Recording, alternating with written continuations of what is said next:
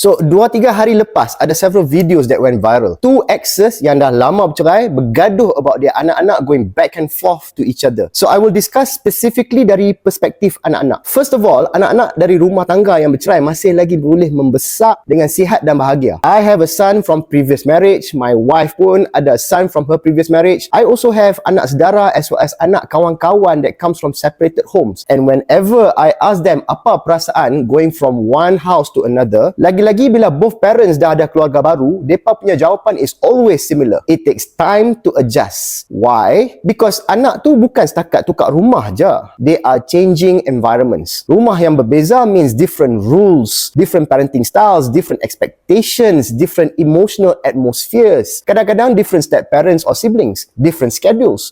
Untuk kita ni dewasa, mungkin nampak manageable lah. Tapi for a child, it can feel like switching between dua dunia. Pasal tu, some children bila balik je, dia jadi quiet, moody, cepat marah, they feel withdrawn, emotionally reactive. Bukan pasal anak tu problematic, but because transition creates stress on their nervous system. And when parents are in conflict, that stress tu jadi lagi teruk. The children become hypervigilant. They may feel pressured to choose sides, takut nak cakap benda yang salah, pendam perasaan. They may express pain through anger because they don't yet have the language for emotions. Orang dewasa pun tak pandai nak express emotions, ni lagi kalau budak. That is why bila anak tu tantrum atau mood tak betul after returning from the other parent, janganlah laju sangat kita kata anak tu dah kena hasut, belah sana dah turn the child against me. Kadang-kadang the child is not manipulated. Sometimes the child is just overwhelmed. That's a big difference. A dysregulated child needs safety, not interrogation. So sebagai contoh dalam video viral tu, bila anak baru balik, dia duk mengamuk, the parents seeloknya hold a safe space untuk regulate the child's emotion. But instead, what we see in the video, dia pergi cucuk anak dia by saying things like, this is what your father has been poisoning you. Lepas tu dia pergi interrogate. Dia tanya, what is your father's Muslim's name? Apa tujuan? Clearly trying to stir some sort of sentiment or issue